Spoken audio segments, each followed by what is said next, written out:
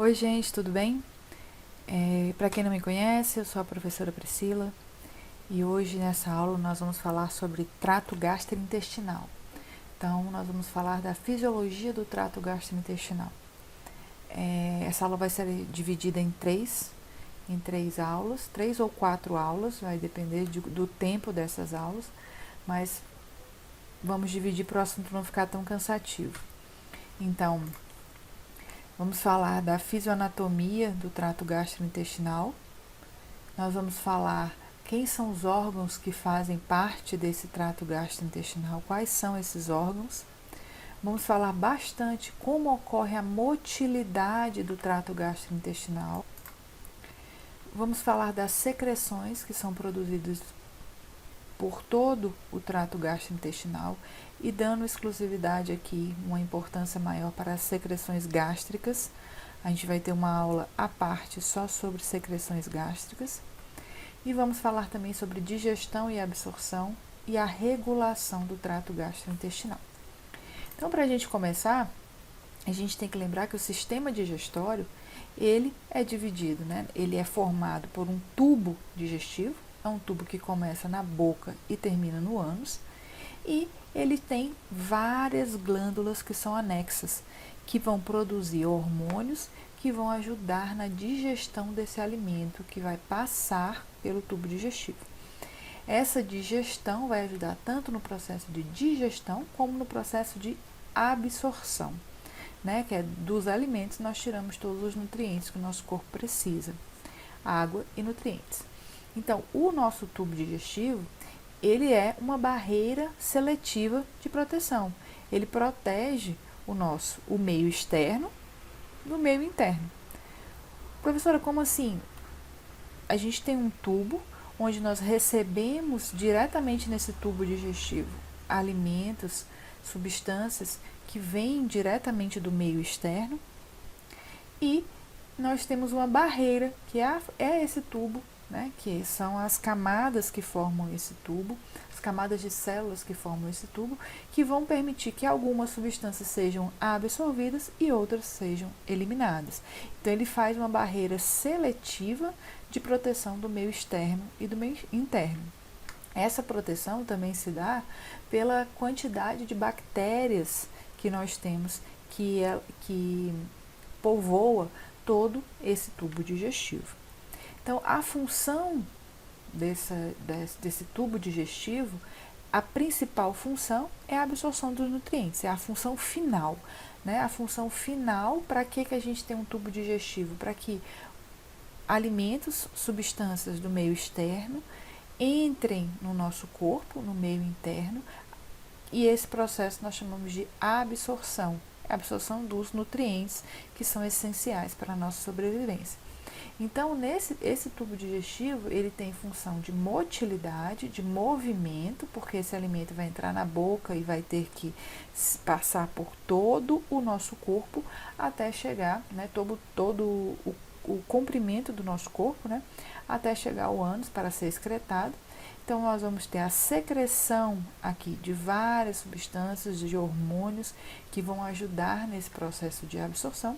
Então, nós fazemos a digestão do alimento, ou seja, transforma aquele alimento grande, aquela massa que foi colocada na boca, mastigada e deglutida, a gente transforma essa massa em pequenos fragmentos. Então, a gente absorve proteína, a gente absorve carboidrato, a gente absorve vitaminas, né? Então, em pequenas moléculas, para que nós tenhamos o processo de absorção.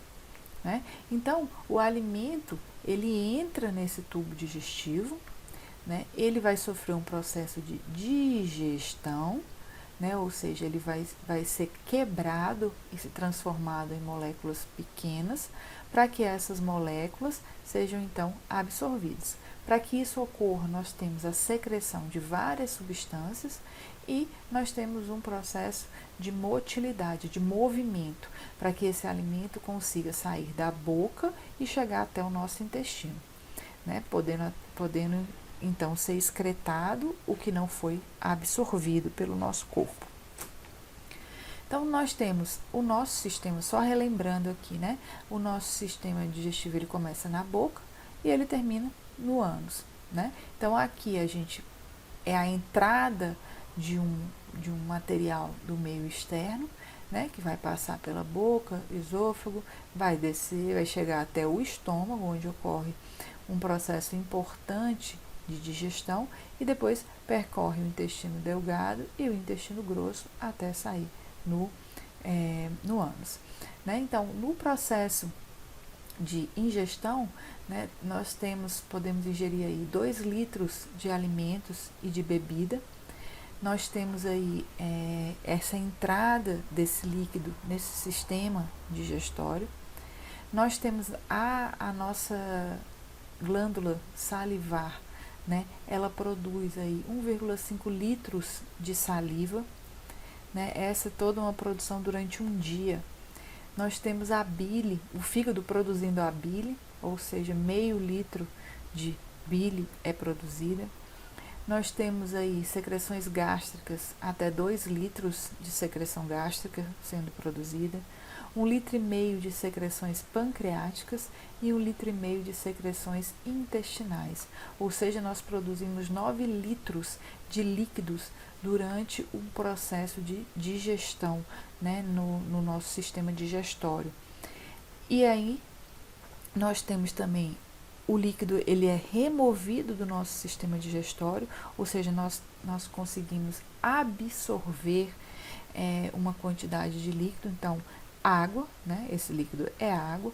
Nós temos a absorção de 7,5 litros de água do intestino delgado, 1,4 litros de água ainda pode ser absorvido no intestino grosso, e aí 100 ml mais ou menos é excretado nas fezes. Lembrando que aqui, para formar o bolo fecal, né, o reto é onde ocorre a aglomeração de bolos fecais para que a gente consiga defecar, né, excretar.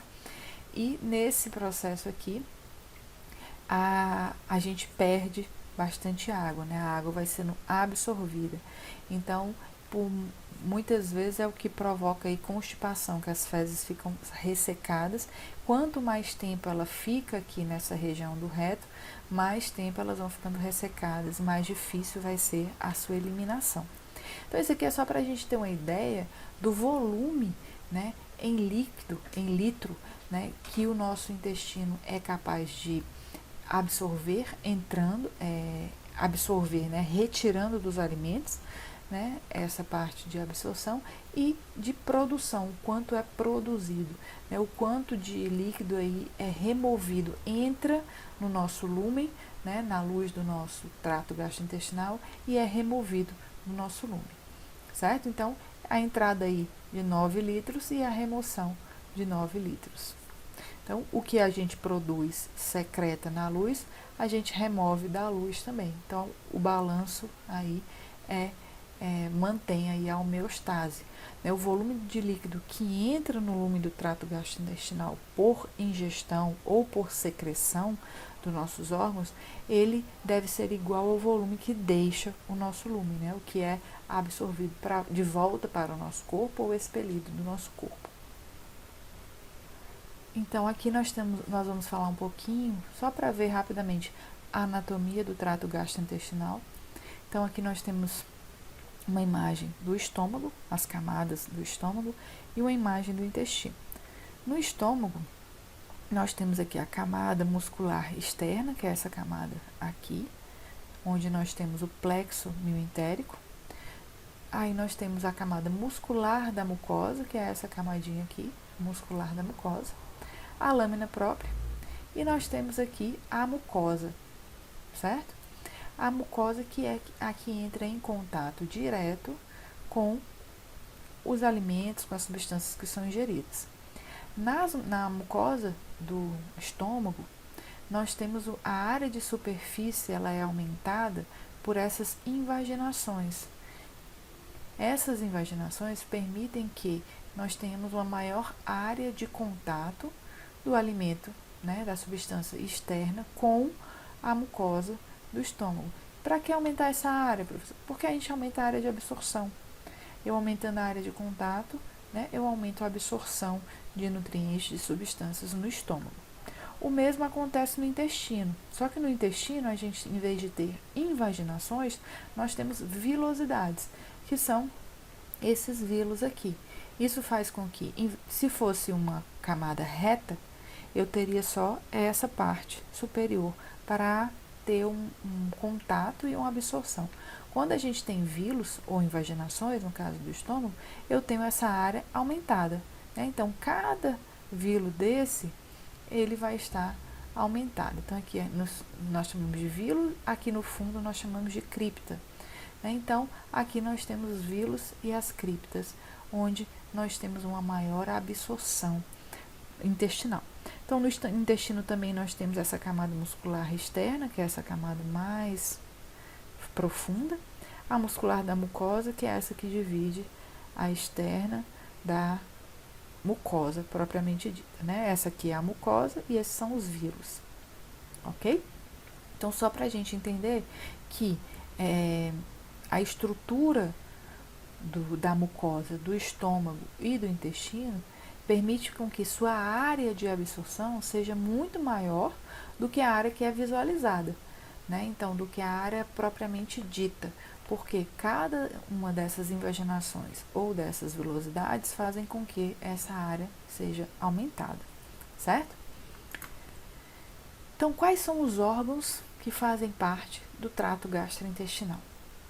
Nós temos a boca, faringe e as glândulas salivares, que são responsáveis aí pela produção de íons, água, muco e enzimas, onde nós temos o primeiro processo de trituração do alimento, de mistura, no processo de mastigação a gente mistura, lubrifica e tritura esse alimento. E o início da digestão, principalmente dos lipídios, carboidratos e lipídios, se inicia na boca. Nós temos o esôfago, onde nós temos também uma quantidade de muco que faz a lubrificação e ele é um órgão responsável pelo transporte desse alimento da boca até o estômago. No estômago eu vou ter a produção de HCl, pepsina e muco. No estômago nós vamos fazer a estocagem, mistura, solubilização e uma digestão parcial de proteínas. Nós temos aí, então, uma produção de hormônios no pâncreas, né? Nós temos a produção de hormônios pancreáticos. Nós temos aí no processo de digestão, né, a produção de enzimas, né, e a formação de bicarbonato, onde vai ajudar na digestão de carboidratos, lipídios, proteínas e ácidos nucleicos, né, e a neutralização do pH estomacal. Por que tem que ter uma neutralização? O pH aqui no estômago, ele é bem ácido, né? E o pH no duodênio, no intestino delgado, ele já não é tão ácido, então precisa de uma neutralização para esse alimento passar do estômago para o duodênio. Nós temos aí na bile a produção dos sais biliares, né? A vesícula biliar vai armazenar esses sais biliares que são produzidos no fígado, né? E bicarbonato também que é produzido para ocorrer a solubilização dos lipídios e neutralização aí também do pH estomacal. Nós temos ainda a produção de enzimas, de íons e de água e formação de muco pelo intestino delgado, que vão ajudar também na digestão de carboidratos e proteínas, vai permitir a absorção de nutrientes e o transporte também desses nutrientes. E no intestino grosso, nós temos a produção de muco, onde eu tenho aí uma absorção de água, né? A água volta, é retirada do alimento e volta para o nosso organismo, uma estocagem e concentração, né? Então a matéria que não foi digerida, ela vai sendo estocada aqui no intestino grosso, né? Para que ela seja expelida. E nós temos a propulsão, que é um transporte, uma movimentação para que ela possa ser eliminada. Então, quais são os órgãos? Nós temos boca, faringe, né, as glândulas salivares, o esôfago, o estômago, Pâncreas, fígado, vesícula biliar estão inclusos nos órgãos do trato gastrointestinal porque eles produzem, eles são as glândulas secretoras. Nós temos o intestino delgado, onde acontece a maior parte da absorção dos nutrientes, e o intestino grosso, que também ocorre a absorção de água, e aí vai se formar o bolo fecal, certo? Onde nós vamos produzir o bolo fecal para que ele seja eliminado. Lembrando que todo o nosso trato gastrointestinal ele é formado por uma camada de muco, né? Essa camada de muco ela varia a espessura, né? Mas nós temos todo esse trajeto formado por mucosa, e essa mucosa protegida por um muco, né, que é produzido, e esse muco, além do muco, a água que é produzida, que é liberada, aquele volume de água que a gente viu que entra e que sai do nosso organismo, ele também ajuda na propulsão, ou seja, no transporte desse alimento, né, que foi ingerido, e aí se transforma numa massa, num bolo que vai se transformar finalmente em um bolo fecal. O bolo fecal é a matéria que não foi digerida e não foi absorvida, mas uma quantidade de água. Então a gente vai entrar agora na parte de motilidade do trato gastrointestinal. O que é a motilidade do trato gastrointestinal? É como ocorre a movimentação do trato gastrointestinal. Essa movimentação, ela tem alguns padrões para acontecer. Então, ela ocorre um padrão, ela é chamada de duas formas, né? Uma motilidade de segmentação e uma motilidade de peristaltismo ou peristalse. Então, é chamado de a motilidade de segmentação e de peristalse. Essa motilidade de segmentação, ela é responsável pela mistura. Esse movimento segmentado, ele vai misturar o alimento, misturar as substâncias. O peristaltismo, ele vai ter a função de limpeza e propulsão, ou seja, ele vai retirar de um local e empurrando, impulsionando para outro local. Então, aqui no nosso músculo liso, né, no nosso trato gastrointestinal, quem faz esse movimento de contração, de peristaltismo, dessa motilidade no nosso trato gastrointestinal? É o músculo liso. E como ele consegue fazer isso de uma forma sincrônica, né? Ou seja, o alimento sai da boca e consegue ter uma sincronicidade para chegar até o estômago, o intestino e ser eliminado. Como ocorre esse processo? É através das junções comunicantes, onde uma célula passa a mensagem para outra célula, né, e permite que ocorra uma sincronicidade desse processo de contração. Então, esse sincronismo, né, faz com que a gente consiga impulsionar, fazer uma propulsão do alimento, né, da boca até o intestino, né? Ele consegue manter aí através da função de contração do músculo liso e das junções comunicantes, ou seja, dessas células que se comunicam e conseguem passar a mensagem para outra célula de continuar aquele processo de contração.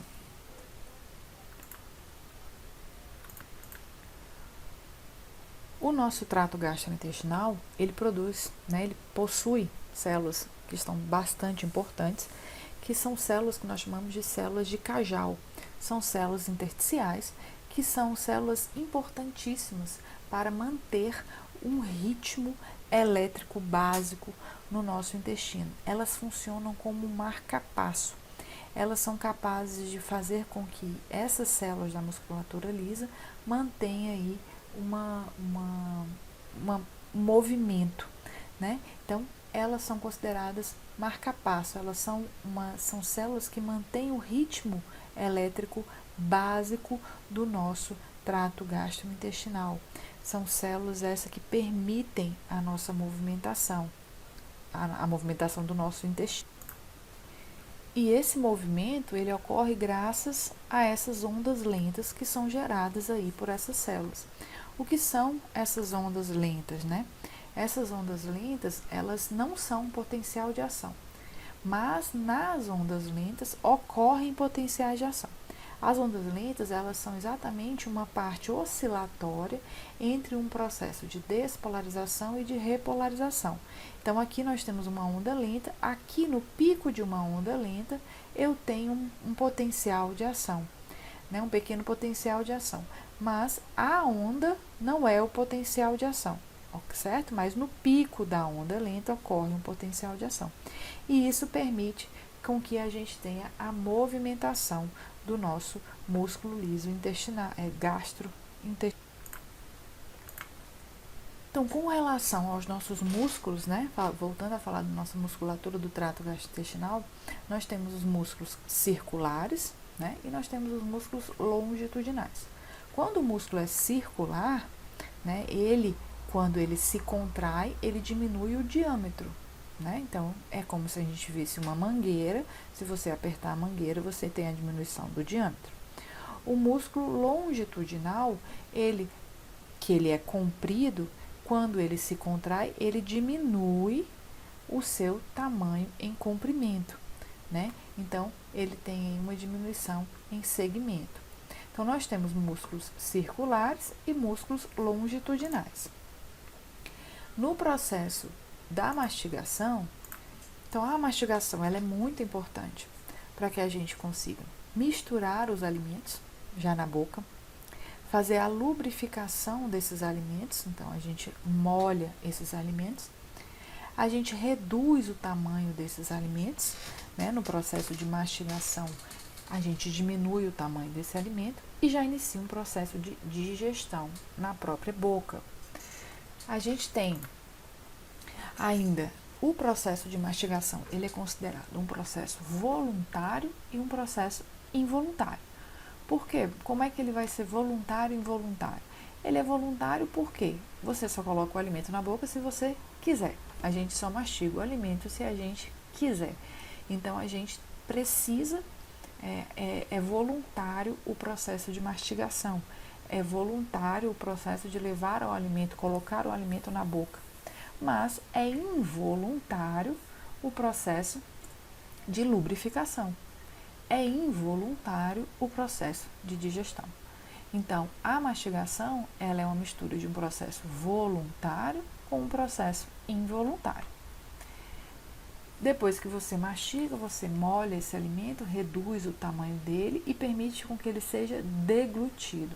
A deglutição também é um processo voluntário e um processo involuntário. No início, ela é voluntária.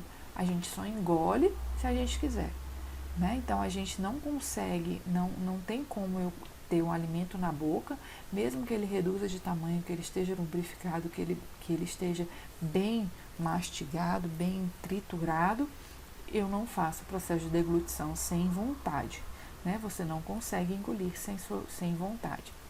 Então, é um processo voluntário para iniciar a deglutição. Uma vez que você faz o processo de engolir, esse processo se torna involuntário, porque aí todo o processo que faz após você iniciar a deglutição, o fechamento da glote para o alimento não ir para o pulmão, ou a passagem desse alimento da faringe para o esôfago, isso faz com que do esôfago para o estômago é um processo de deglutição e é um processo involuntário. E quem é o responsável é o nosso bulbo. Nós temos lá no bulbo um centro de deglutição, que quando nós fazemos esse processo voluntário de engolir o alimento, esse bulbo é ativado e manda uma mensagem lá do centro de deglutição para iniciar o processo involuntário, que é o que ocorre após a gente fazer o movimento para engolir o alimento. Então, a deglutição ela ocorre em 3 fases, né? A fase oral, que é essa fase voluntária, uma fase faríngea e uma fase esofágica, né? A partir daqui, quem comanda é o nosso bulbo. Depois que você engole, né, na faringe passando para o esôfago, aí nós temos o bulbo sendo responsável por essa movimentação, por esse processo de deglutição. Então, a condução ocorre da faringe para o estômago, passando pelo esôfago, né? Então, eu tenho uma condução. Então, o que o bulbo tem que fazer? Ele tem que ativar, né, esse processo de deglutição involuntário para que a gente consiga fazer com que esse alimento se movimente e ele saia aqui da nossa faringe, passe pelo esôfago e chegue até o estômago. Para isso nós temos esfíncteres que tem que ser abertos e tem que ter uma movimentação de propulsão, a produção do muco, né, e de líquido para que esse alimento desça, né? Quando a gente fala desça, lembrando que você pode virar de cabeça para baixo, você pode deitar, que esse processo vai ser o mesmo, né? A direção que o alimento vai ter é a mesma, independente da nossa posição. Obviamente a gente facilita, né, estando na posição em pé ou sentado, porque eu facilito aí através da gravidade, é uma qualidade, uma questão física, né? Mas se você estiver deitado, ou até mesmo se você virar de cabeça para baixo, você consegue engolir, né, uma certa quantidade. Se você não tiver nenhum problema de refluxo ou de alguma alteração no seu esfíncter esofágico, você não vai expelir esse alimento. Se for uma pequena quantidade, você consegue fazer com que ele mantenha a direção até o estômago, ok? Então, a motilidade no esôfago, ela acontece primeiro pelo reflexo da deglutição, né? Então ocorre o reflexo de deglutição ativado pelo bulbo. Depois, esse reflexo faz com que você tenha contrações peristálticas primárias que vão movimentando, né, da faringe até o estômago, então pelo esôfago. Aí a gente tem a abertura quando chega lá no esôfago, no final do esôfago, a gente tem a abertura do esfíncter esofagiano inferior, esofágico inferior. Esse esfíncter, ele vai ser aberto para que o alimento passe do esôfago para o estômago. E como é que eu vou ter a abertura desse esfíncter? Através de um estímulo vagal com a liberação do VIP. Né? O VIP é um peptídeo intestinal vasoativo que é um hormônio polipeptídico que está presente aí no plexo mioentérico, que a gente viu lá nas camadas do estômago e do intestino, e ele vai ter uma ação aí gastrointestinal, que vai ser a abertura, no caso aqui do estômago, do esôfago, desculpa, a abertura desse esfíncter esofágico inferior, para que o alimento, então, que foi se acumulando, né, ele passou da boca, foi deglutido, ele passou através de contrações peristálticas primárias pelo esôfago. Quando ele chega no final do esôfago, esse esfíncter tem que abrir para que então você tenha a passagem para o estômago, né? Então, através de contrações peristálticas secundárias, nós temos aí a chegada desse alimento até o estômago. Então, aqui eu tenho uma imagem dessa motilidade no esôfago. Então, a gente tem aqui a faringe, né? Você fez o primeiro processo de deglutição voluntário, depois esse processo ele é involuntário. Então, na faringe, ela passa pelo esôfago até chegar a esse esfíncter esofágico inferior, que é ele que é aberto pelo VIP, né? Que é liberado através do vago. Então, o alimento vai fazer uma ação vai sofrer o peristaltismo, uma movimentação aqui no esôfago, para que ele chegue até esse esfíncter. Esse esfíncter vai ser aberto por um estímulo vagal, através da produção do VIP, e o alimento, então, agora chega no estômago, certo? Então, ele vai se acumulando, vai passando através do peristaltismo, vai se acumulando, e quando ele se acumula, a gente tem aí a liberação do VIP, né, que vai causar o relaxamento do esfíncter esofágico inferior. Além do VIP, nós vamos ter também a liberação de óxido nítrico. O óxido nítrico ele é vasodilatador. Isso permite também que eu tenha aí uma alteração da estrutura desse músculo, e ele vai permitir que, então, todo o conteúdo que está no esôfago passe para o estômago. Quando esse movimento de passagem ocorre, esse esfíncter ele é fechado novamente para que esse alimento não tenha como voltar, certo? Algumas doenças ocorrem exatamente por um afrouxamento desse esfíncter. o refluxo, por exemplo, né? Então eu tenho um afrouxamento desse esfíncter. Quando esse esfíncter afrouxa, né, ele não consegue sustentar a passagem e manter esse alimento lá no estômago, eu posso ter a volta desse alimento, né, que causa o refluxo. Então, aí a gente vai passar agora só para entender a estrutura do estômago. Né? O estômago ele é dividido ele pode ser classificado de duas formas, de duas divisões. Essa divisão onde a gente tem uma camada que nós chamamos, uma parte que nós chamamos de oral e uma parte que nós chamamos de caudal. Né? Então aqui eu tenho o esfíncter esofágico inferior, que é aquele que é aberto através do estímulo vagal com a liberação do VIP e óxido nítrico. Né? Aqui eu tenho a parte superior do estômago, né? Uma parte onde eu vou ter só a chegada de alimentos, uma parte que tem pouca quantidade de muco e uma quantidade pequena de secreções gástricas. O alimento então passa para essa parte caudal, onde ele fica restrito aqui, onde tem uma quantidade maior de secreção gástrica e uma quantidade de muco nesse estômago maior.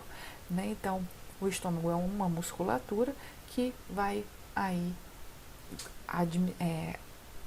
tanto armazenar esse alimento que veio do esôfago, vai armazenar até ele passar para o intestino delgado, e aqui nós vamos sofrer processo de absorção e de digestão. Ele pode ser dividido também entre uma divisão anatômica em fundo do estômago, o corpo do estômago e o antro. Esse fundo do estômago ele só serve para que o alimento consiga ficar ali também, ele não tem nenhuma outra função mais importante. No corpo do estômago nós já temos aí uma produção de HCl, uma produção de secreções gástricas maior, e aqui no antro é onde ocorre uma absorção de nutrientes e onde o alimento ele já está praticamente preparado para passar para o intestino delgado. Aqui nós temos o piloro, que controla aí a passagem, né, um esfíncter que controla aí a passagem do estômago para o duodeno. Certo? Então a classificação pode ser oral, essa daqui, e caudal, a de baixo, ou pode ser fundo, corpo e antro, né, uma divisão anatômica. A motilidade do estômago, ela tem três componentes. Um componente de relaxamento. O estômago ele vai estar num processo de relaxamento da musculatura para receber esses alimentos ali. Depois ele passa por um processo de contrações.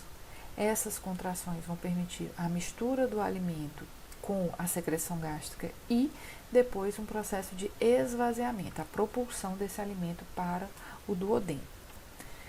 Então, aqui no fundo, como eu já expliquei para vocês, o corpo é onde eu tenho a maior quantidade de muco, onde eu tenho a maior produção de secreção gástrica, e depois eu passo para o antro, onde eu tenho a absorção e a alteração do pH para que esse alimento, né, esse bolo alimentar, passe para o duodeno.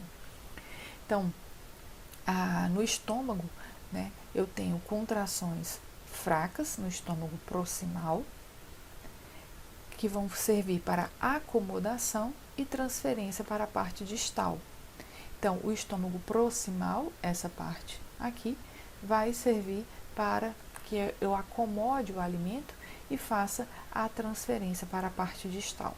Na parte distal, nós temos trituração, mistura e propulsão. Então, as contrações são mais fortes, principalmente aqui no corpo, né, desse estômago, que é a parte distal do estômago, onde eu tenho aí o movimento de mistura, onde eu tenho maior quantidade de secreção gástrica para que ocorra a digestão e trituração desse alimento, e ele vai ser impulsionado, com o movimento de propulsão, para que ele seja mandado para uma parte do antro, né, a parte do piloro e do duodeno proximal.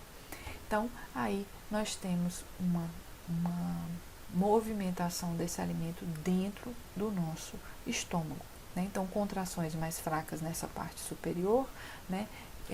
Onde pega o fundo e uma parte inicial do corpo do estômago. O corpo e uma parte do antro eu já tenho contrações mais fortes, movimentações mais fortes, onde eu tenho trituração, mistura e uma propulsão. O piloro ele vai controlar aí para que essa massa passe na hora certa para o duodeno, né?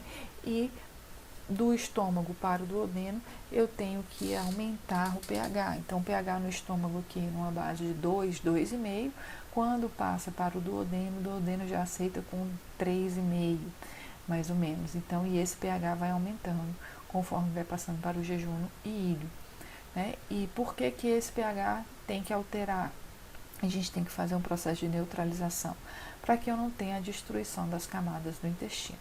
O estômago ele tem uma camada de muco bem grande para proteger essa mucosa da ação das secreções digestivas, principalmente do HCl, ok? Então, eu tenho aí na motilidade gástrica um relaxamento receptivo, né? O estômago relaxa para receber, um relaxamento ativo da porção oral do estômago para acomodação de grandes volumes sem aumento correspondente da pressão intragástrica. Então ele relaxa para que não aumente a pressão, né? É mediado por um reflexo vagal e eu tenho a produção. Nós temos aí produção do óxido nítrico, do VIP e da CCK, que é a colecistoquinina, que ela age aí gerando, ocasionando aí contrações da vesícula biliar e relaxando também esfíncter, junto com a secretina, né, que é outro hormônio produzido no intestino, também estimula a produção de bile. Então, a gente tem aí a ação de óxido nítrico, VIP e CCK. O esvaziamento gástrico, ele possui uma velocidade que pode ser alterada. Então, eu posso alterar essa velocidade alterando a osmolaridade, alterando o pH. Quando eu tenho presença de gordura, quanto maior a presença de gordura, menor a velocidade do esvaziamento gástrico. Né? Quando eu tenho distensão da porção oral, né? Então, como ocorre uma distensão? Quando você tem a ingestão de uma quantidade muito grande de alimentos, né? Quando eu tenho um tônus maior no duodeno, então isso diminui a motilidade. Então, soluções hipertônicas no duodeno, sabendo que o pH duodenal é uma média de 3,5. Então, o relaxamento receptivo, ele tem a função somente de receber esse bolo alimentar, para que não aumente a pressão dentro desse estômago, né? Esse relaxamento, ele tem como característica aí, o esfíncter que tem que estar aberto para receber esse alimento, o esfíncter esofágico inferior, que é aberto lá pelo VIP e óxido nítrico, para receber esse alimento, e o estômago oral, a primeira parte do estômago, que faz sofrer esse relaxamento. Depois que o alimento ele entra nessa parte do estômago, essa parte inicial do estômago, esse esfíncter ele fecha, né? Então eu tenho um reflexo vasovagal. As contrações dentro do estômago, elas servem para misturar, digerir, né, esse alimento. Essa mistura vai triturar mais esse alimento, vai fazer com que ele seja digerido pelas enzimas de digestão que estão na secreção gástrica e geralmente ocorre na região caudal. Eu tenho aí a ação do sistema parasimpático, liberação de gastrina, de motilina, que aumenta a frequência e a força dessas contrações. E eu tenho o sistema simpático, que tem a secretina e o GIP, que vão diminuir a frequência e a força dessas contrações. O GIP é o peptídeo inibidor gástrico, né? É o peptídeo insulinotrópico, que ele é dependente de glicose, certo? Então, esses hormônios são produzidos aí para diminuir a frequência e a força da contração do estômago. A retropulsão é um movimento onde o alimento ele vai se mover para que ele possa se misturar, né? O piloro, que é a parte final entre o estômago, né? O antro e o duodeno, ele tem que estar fechado, né? E inicia esse movimento de retropulsão. Então, esse movimento de retropulsão faz com que essa parte do antro do estômago ela se contraia e o alimento seja jogado para frente do estômago. O esfíncter esofagiano inferior também vai estar fechado para que esse alimento não volte. Então, eu tenho aí um movimento, o início da contração na região terminal do antro, ele se contrai e ele manda o alimento para lá. Depois ele relaxa e esse alimento volta, certo? Esse movimento é chamado de retropulsão, ele vai misturar. E quando ocorre essa mistura, eu tenho aqui uma grande quantidade no corpo do estômago de secreção gástrica, eu vou misturar e vai facilitar a digestão.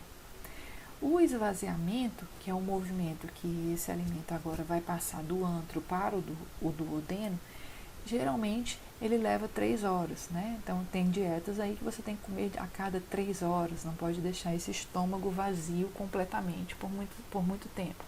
Então você se alimenta a cada 3 horas. O esvaziamento, para quem não está em jejum, ele leva 3 horas. Se a pessoa está num jejum de 12 horas, por exemplo, esse esvaziamento ele dura aí 20 minutos, certo? Então, eu estou num jejum, ou seja, eu não tenho alimentos. Se eu ingerir um copo de água, por exemplo, em 20 minutos essa água já saiu do meu estômago.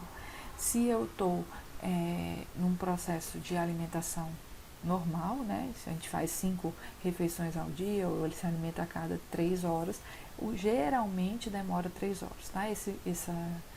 Essa variação, pode ocorrer uma variação dessas horas. Essa variação pode ocorrer tanto geneticamente, pessoas que têm alterações na digestão, no processo digestivo, como por aumento da neutralização no estômago, pelo tempo de digestão, né, dependendo do alimento que você vai ingerir, do que você ingeriu. Se você foi para uma churrascaria e comeu muita carne, então vai demorar mais para ser digerido. Se você tomou uma sopa que é mais líquido, esse tempo vai ser maior. Se esse pH estava muito ácido, você acidificou mais ainda o estômago, vai demorar um pouco mais também para que ocorra essa neutralização, né? E a absorção de nutrientes também pode variar. Então, o esvaziamento ele vai ser mais rápido se a absorção for de líquidos, né? Se você ingeriu líquidos, e ele vai ser mais lento se a absorção for de gorduras ou de uma quantidade de proteína muito grande, alimentos que precisam ser bastante triturados, né? E quando o pH está muito baixo, né, o pH está muito ácido no duodeno, esse esvaziamento é mais lento, porque eu preciso fazer a neutralização, né? Como eu já expliquei, esse pH não pode passar, esse alimento não pode passar com pH muito baixo no duodeno, porque eu posso causar uma ulceração aí no duodeno. Quando esse alimento, então, conseguiu ser, o estômago foi esvaziado, o alimento agora chega no intestino delgado. O primeiro local é o duodeno, passando pelo jejum, pelo ilho, para chegar, então, no intestino grosso. No intestino delgado, e continua aí o processo de digestão que iniciou-se no estômago. E é onde a gente tem a maior quantidade de absorção de nutrientes. Então, ocorre no intestino delgado com contrações de segmentação e contrações peristálticas, né? As contrações de segmentação são aquelas que vão misturar, né? Elas vão fazer com que o alimento que está aqui, todo junto, ele seja separado em 2 fases, né? A contração ocorre aqui, contrai aqui, esse alimento separa, depois ele relaxa e ele mistura de novo. Então, são contrações simultâneas que fazem com que esse alimento ele se misture, né? Então, contrações de segmentação são responsáveis pela mistura desse alimento. E as contrações peristálticas são para o movimento. Então, contrai, o alimento passa, relaxa, ele desce. Contrai de novo, empurra ele para baixo.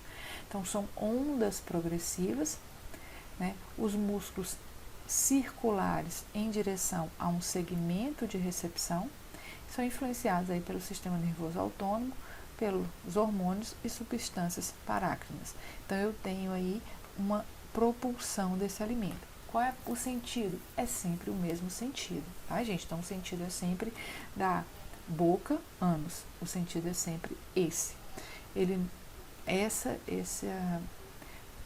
contração peristáltica, ela pode até ocorrer em sentido contrário, mas aí nós vamos ver, por exemplo, no caso do vômito, eu tenho contrações peristálticas em sentido contrário, mas o normal é a direção do movimento, ela é essa, move-se sempre para frente. Lembrando que para frente é boca, ânus. Então, a motilidade no intestino delgado, ela vai misturar o conteúdo com as enzimas digestivas, que a gente viu que é produzido no pâncreas, no fígado, né? A redução da solubilização adicional de partículas, diminuir ainda mais esse alimento, né, que foi ingerido como uma massa, mais ainda fazer com que ele chegue a quantidade de partículas para que ele seja absorvido, e maior exposição dos nutrientes à superfície absortiva. O que é isso? Eu mostrei para vocês as velocidades do intestino. Por isso que o intestino é a maior área de absorção. Então ali o intestino ele é muito maior do que o estômago mesmo tendo as invaginações, o intestino é muito maior que o estômago, então eu tenho aí uma capacidade absortiva muito maior. Né?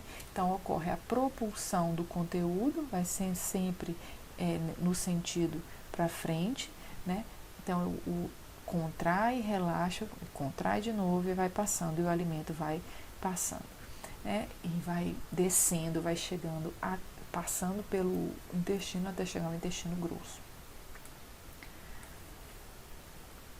Então, ele é influenciado pelo sistema parasimpático, então, positivamente, ou seja, aumentando o peristaltismo. Eu tenho a acetilcolina, eu tenho a gastrina, a colecistoquinina, a CCK, e a insulina.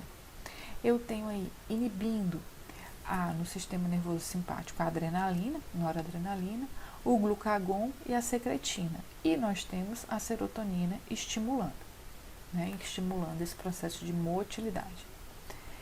Nós temos ainda o reflexo gastroileal e os reflexos locais, que são a lei do intestino, ou seja, isso vai permitir com que o alimento siga sempre a mesma direção, né? Eu não tenho, não existe esse alimento seguir direção contrária, a não ser que esteja acontecendo alguma alteração realmente no seu intestino, que nós podemos dizer, né, alguma patologia.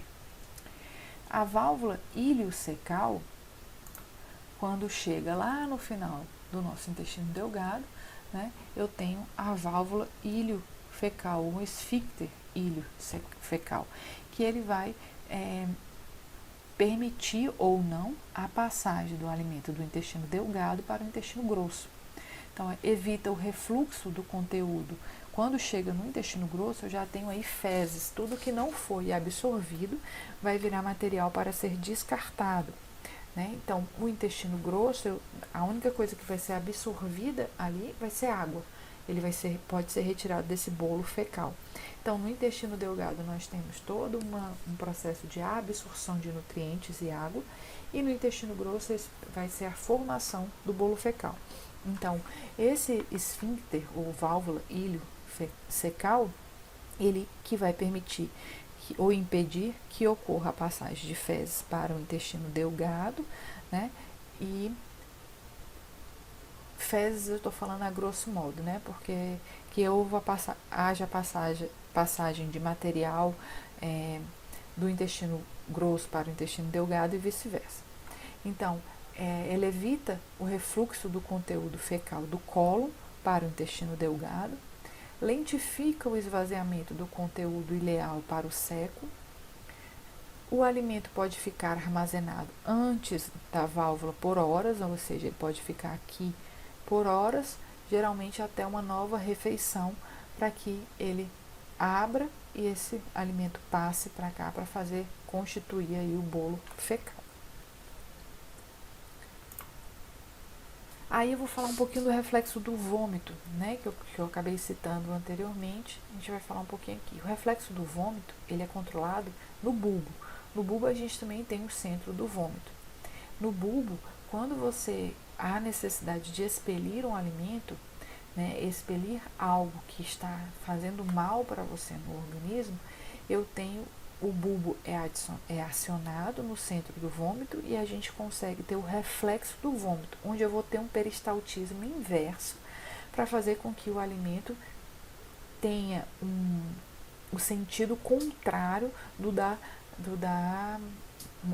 normal, da motilidade, do trato gastrointestinal. Então, quando isso ocorre? Quando eu tenho uma alteração do aparelho vestibular, então quando você tem labirintite, por exemplo, que você fica tonto, isso aqui pode ser acionado. Quando você tem uma alteração aqui na região posterior da garganta, quando a pessoa quer provocar o vômito, ela encosta, se a gente encostar na parte posterior da garganta, eu tenho a ativação desse centro do vômito. Quando eu tenho alguma alteração gastrointestinal, ou seja, quando eu tenho alguma alteração, um alimento que não foi bem digerido, ele não consegue sair do estômago, você está sentindo aquele alimento pesado, isso também estimula o centro do vômito.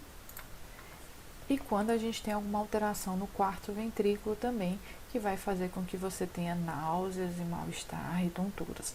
Isso tudo ativa o centro do vômito, né, no bulbo, e ele faz com que a gente tenha um movimento contrário desse alimento e ele consegue sair do nosso corpo.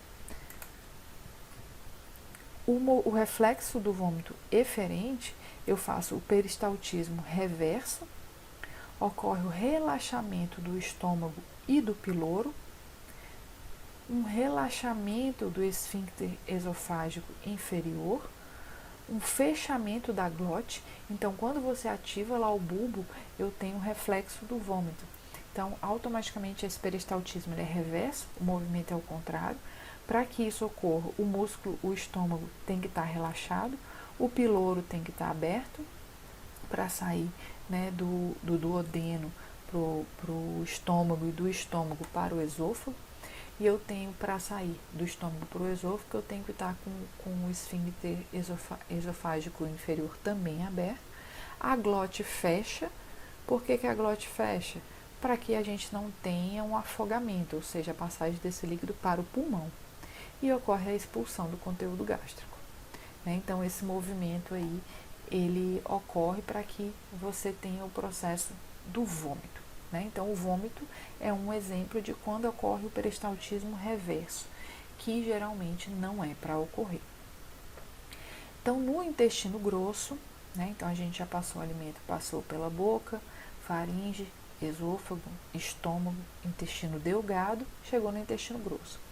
No intestino grosso, eu vou ter absorção, principalmente de água, e eu vou ter excreção, né? Então, ele é formado pelo seco, né? O cólon ascendente, o colo transverso, o colo descendente, o cólon sigmoide. Então, eu tenho aí a formação desse intestino grosso. O intestino grosso ele é menor que o intestino delgado e ele aí serve para armazenamento do que não foi absorvido. Aí eu tenho aqui a região do reto e o canal anal, né? Ele sofre peristaltismo também, então ele vai se movimentando, né? E o bolo fecal vai sendo armazenado aqui no reto. Quando esse reto está com pelo menos 25% dele ocupado, nós começamos a sentir a necessidade de evacuação, né? Então, só com 25%, né? Então, você já sente uma necessidade de evacuar, então você consegue segurar por um tempo.